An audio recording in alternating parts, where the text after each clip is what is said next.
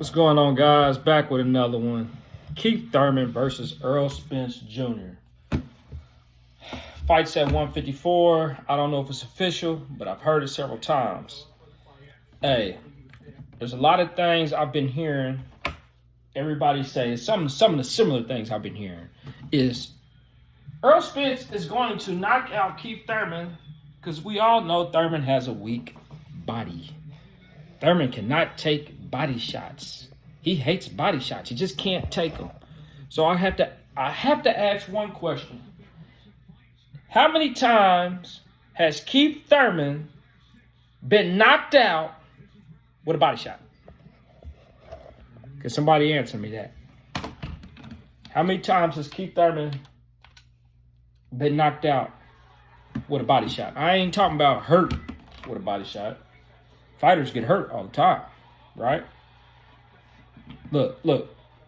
Porter was just hurt right there, right? Did you hear anything about how many times Porter got hurt by Thurman? Have you heard anything about that? No. So my question is, how many times has Thurman been knocked out to the body? All I want to know. Another question. How many knockouts does Errol Spence have via body shot? How many opponents? Let's start with the last 5 fights. Has he knocked anybody out with a body shot? Just the last fights. Has he knocked anybody out with a body shot? Huh? That's my question. So, if Errol Spence is going to knock Thurman out, another question. Why is he fighting at 154, non-title fight? Oh, he can't make the weight. He can't make 147 no more, huh? Won't he vacate his belts then? If he can't make the weight, that means he ain't going back down, right? So won't he vacate the belts? No. I ain't buying, Chuck ain't buying that. Errol Spence isn't vacating the belts because he doesn't want Thurman to have a chance at winning the belts at 147.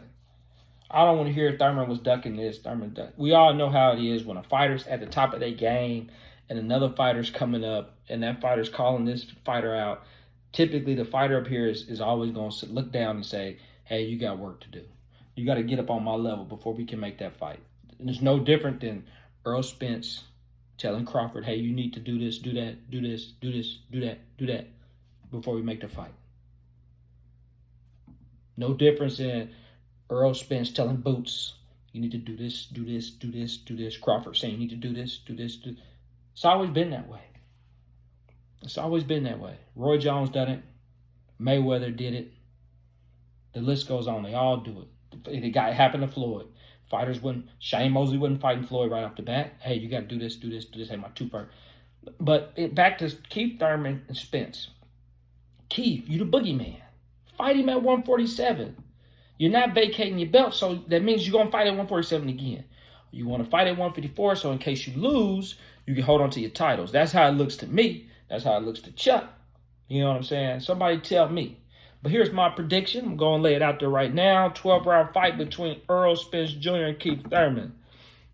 Somebody's going to get hurt that fight. Both fighters might get hurt that fight. One fighter I know for sure that might touch that canvas is going to be Errol Spence Jr. Errol Spence, do not be shocked if Errol Spence Jr. touches the canvas. I didn't say he get knocked out. I said don't be shocked if he touches the canvas. I got Keith Thurman winning via unanimous decision on points. On points. Because Errol Spence, you're not fighting no punching bag like Ugas. You're not fighting Slow Danny that Thurman beat first. You're not fighting Porter, who I thought you lost to. You know, Porter and Thurman was close too. But Errol, I thought you lost. Yeah, the knockdown, that was the game, the saver, but you was losing.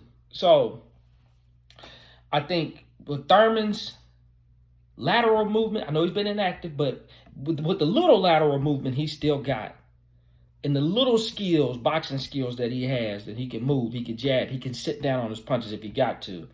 It's more, he has more in his up his sleeve than Errol Spence. Errol Spence, what you see is what you get. Somebody's gonna come straight forward and try to overpower you, overbully you, and it's just the lateral. It's not there. Lateral movement's not there. He couldn't stop Mickey, and he was 140. I don't want to hear about Lamont Peterson, another 140 fighter that came up and retired right after that. He was out, I don't want to hear about that Lamont Peterson. I don't want to hear about Porter. I don't want to hear about Danny Garcia, because Thurman beat them first. And Ugas was just a punching bag. If you look at his resume, he really ain't beat nobody. It's all smoke and mirrors with Errol Spence. And he's going to get exposed. Thurman going to be the one exposed. If Thurman's that black horse that Earl does not want to fight, it's for a reason. So let me know what y'all think. I'm going to leave this video up. Y'all can come back here. Y'all can dislike it. Y'all can flag it. Chuck got Thurman beating Spence.